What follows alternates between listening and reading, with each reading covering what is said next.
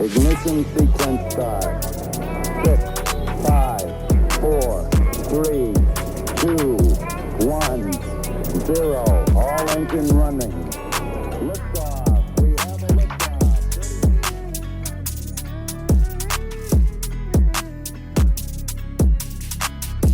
Ladies and gentlemen, welcome back to another episode of Orbital Takes. Today is Wednesday, October 26th. Today's episode is brought to you by Space Flight Hub and Space with Spo. Go online and follow both accounts now. We have a quick episode for you guys today.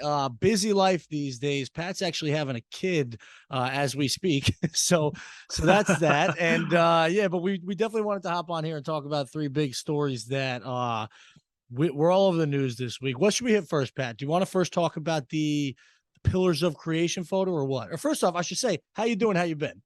I feel like, have you ever seen Anchorman?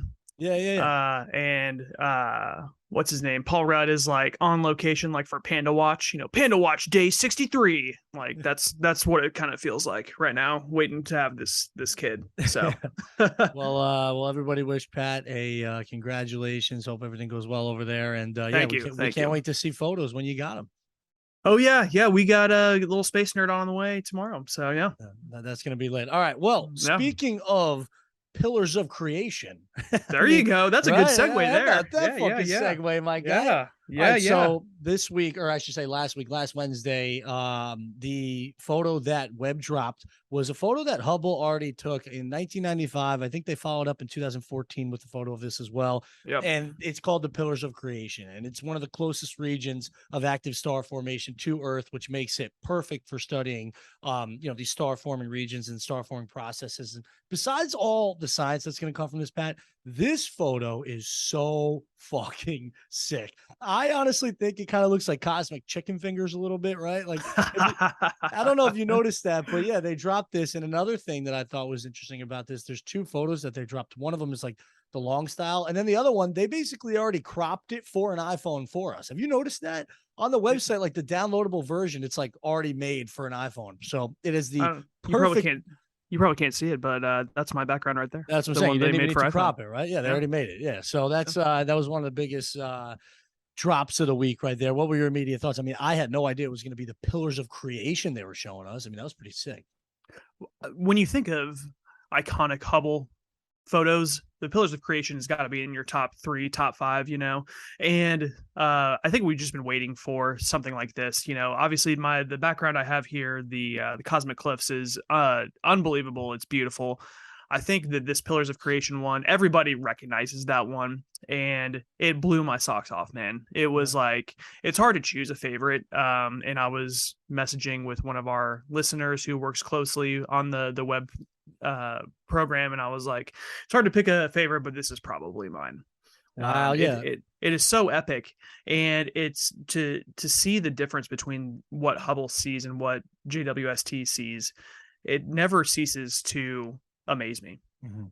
Yeah, and it almost looks like the cosmic cliffs behind you, right? Like these star forming regions all look very similar, especially with the younger stars. It not only is it one of my favorite new photos, like the original Pillars of Creation photo, like that's up there for one of the best photos humanity's ever taken. Like that's not just one of like the coolest space photos ever. Like, no, like in humanity's history, we have never seen anything like that before, especially when it comes to these like star forming regions. I don't know. It's so sick. We're going to be getting these every week. And these JWST images, everyone just dunks on the previous one. It's so crazy. It is nuts. I think each one of those pillars is like 5 to 7 light years long, something like that. And the just like the Cosmic Cliffs, the image that they release is just a tiny fraction of the entire thing. So the whole thing is called the Eagle Nebula, and it's a lot bigger than just those 3 little pillars that we see. So yeah, man, it's it like you said, I love that each one kind of dunks on the previous one, even though they're all so epic so far. I feel like this is the one that had really bit me, and I was just like, holy shit. Yeah, and there's obviously a near infrared light, which we've never seen before. It's like taking an X-ray of a human, right? Like we're looking straight through all that dust and shit. It's so fucking sick. It really is. Yeah, and you say they, it looks similar to the Cosmic Cliffs behind me. I think it's probably because they're looking at kind of the same elements, right? Mhm, You know, mhm. you have all the star forming elements, a lot of hydrogen. So they're going to be kind of ubiquitous throughout the universe, right? Mhm. So that's probably why they look pretty similar. It's not like this is going to be Yeah. purple gas as opposed to this orange gas. Yeah, so that's the background of your Zoom, and I have the new Pillars of Creation from the JWST as my background, and they're like the same thing. It's almost hard to even Hmm. tell which is which is I'm fine with. You know what I mean? Yeah. I'm fine with that. No problem here. You know what I mean? Yeah. Yeah, I'm totally good with every Wednesday just getting or every other Wednesday just getting a new mind-blowing image from J-Dub. Yeah, me too. Me too. And okay, so tomorrow there's a big Relativity space launch, right? What are they launching tomorrow? Or I guess Yeah. today. What are they launching right now as you're listening? Yeah, so we've talked about relativity on this program before. Excuse me. It is a 3D printed rocket that they had a static fire of it. They had a full duration static fire of it. And then, hopefully all goes well today and it actually launches and doesn't blow up. But, Mm. this is just such a major shift in how rockets are made, being totally Mhm. 3D printed. This one, Terran, this first prototype, if you will, is like 85% 3D printed with some off the shelf parts that kind of fill in. But I think the goal is to get that, as high as, 95, 97% 3D printed. There are Mhm. just some things that you literally can't 3D print, but I know that there's going to be a major effort made to, every single part that can be will be Yeah, 3D if printed. they sorry, I didn't mean to cut you off there. If they No, you're nail good. this first orbital launch, goats.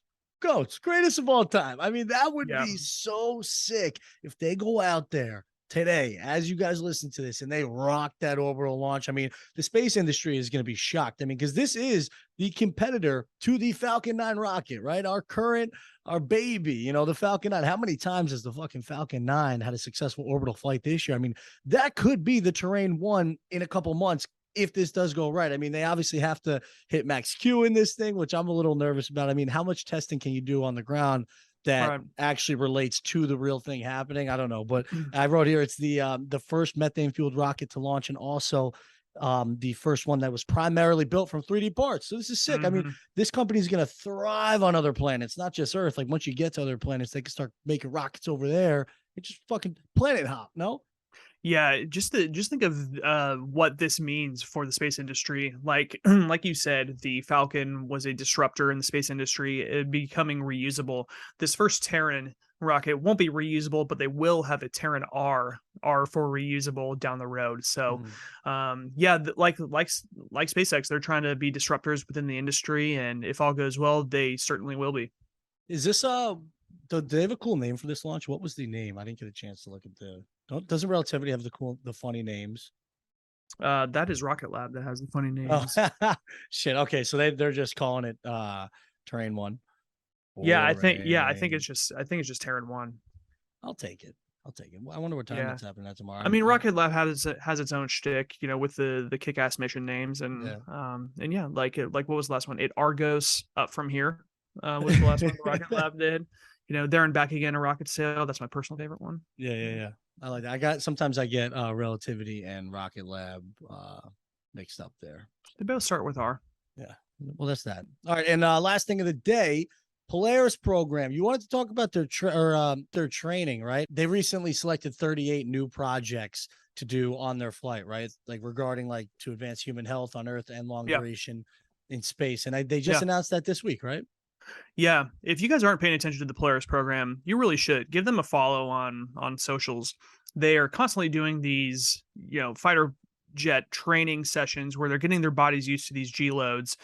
Jared Isaacman's fleet of MiGs that he's got with the digital camo paint job is just sick. Yeah. But more importantly, like this is like we've talked about before, this is like the modern Gemini program where they're doing some things that have not been done, like the first private EVA.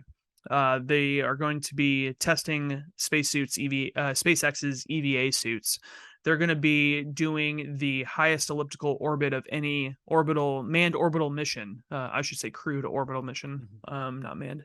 And yeah, one of the coolest photos that was posted this week is like some kind of contact lens that looks like cyborg thing, which I looked into it and I couldn't find out what specifically it is, and there's probably a lot of what's the word I'm looking for? Proprietary. Oh my god. Proprietary. I would have Pat. I wouldn't have got that in fucking 10 years. So yeah, they have this this contact lens that they're not sharing a whole lot about it because of probably it's proprietary, a lot of the secrets and technology that's behind it. But basically, the heads up display, imagine that on steroids, where you can just kind of look around and see what's going on.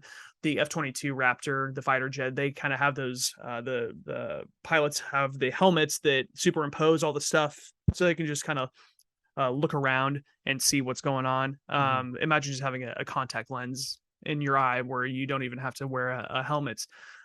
So yeah, this Polaris program is just it's really cool. It's going to advance a lot of stuff, and I feel like it's still kind of flying under the radar. Oh yeah, like there hasn't been that big commercial yet for it. That's why, right? Because think about it, the Inspiration 4, they had the big Super Bowl commercial. They got the whole world involved. I feel like they might need another Super Bowl commercial to drop something there. But I wanted to touch on the fighter jets that Isaacman has. You're right. It's basically like he's living like as like a Grand Theft Auto character where you just like customize whatever you want. Like he's got every jet. I mean, it's so sick. It really is. Like you would think that jet belongs to our military, the way that he just picks it up and he just flies it every day. You know what I mean? He literally purchased it. This guy's sick. Money is he's going to be one of my favorite astronauts of the 21st century. Easily. I mean, he's the man. I totally agree with you. J Money is, like we've talked about on our show, quickly rising in the ranks of characters in the whole space act, if you will. You have Bezos, you have Elon Musk, you have Richard Branson, you have those types of big personalities and whatnot, but you have J Money here, who is investing his own capital, his own resources, his own time into furthering human space exploration, just because he's got a huge passion for it, and I'm here for it, man. He's one of my personal heroes now, for sure. Yeah, he's the homie. And so the Polaris program is going to be delayed a little bit. They just said, I know it was supposed to launch at some point this year, but now it's pushed back into either, I think they got to get it right? Like they don't want to fuck this up and have it delayed like a whole nother year. I mean, a lot of eyes are going to be on this. I mean, how awesome would it be when they potentially fix Hubble one day? That is sick. Yeah, like it like we talked about, it just kind of juxtaposes the shoot me up real quick so I can beat the other billionaire to space. It juxtaposes that with like, hey, like I'm a billionaire as well, but I'm going to go up and actually do something good for humanity. I'm going to fix this amazing space telescope that before the JWST was the most important telescope in our arsenal, and I'm going to extend its life. So how do you like the name? I mean, I kind of missed the Inspiration 4. I was really hoping for an Inspiration 5, Inspiration 6, 7, 8, 9, and then we probably would have been on like the Inspiration 27 or some shit like that. Like, I don't know. I kind of like that name. Do you like the Polaris program or what? I do. I like Polaris Dawn. Inspiration 4 comes from Shift 4 payments. Yeah. Which is his company. So, yeah, I like Polaris. I think they've named the first one Polaris Dawn. Is the first mission, so I think he's purchased 5 of them, so we'll see how he Polaris Dawn, Polaris Midday, Polaris Noon, Polaris Afternoon, Polaris Dusk. I don't know what he's going to come up with, but we'll see. That was good. All right, well, there you have it. Another episode of Orbital Takes a quick one this week. As we mentioned, thank you guys for always tuning in with us. We appreciate you. Pat, where should they find us online these days? You can find us online at Orbital Takes on Instagram and TikTok and YouTube. And if you wouldn't mind giving us 5-star rating and a review on whatever podcast platform you use, that would be fantastic. Ad Astra, everybody. There you have it. Have a great weekend, guys. We'll see you next week. Peace.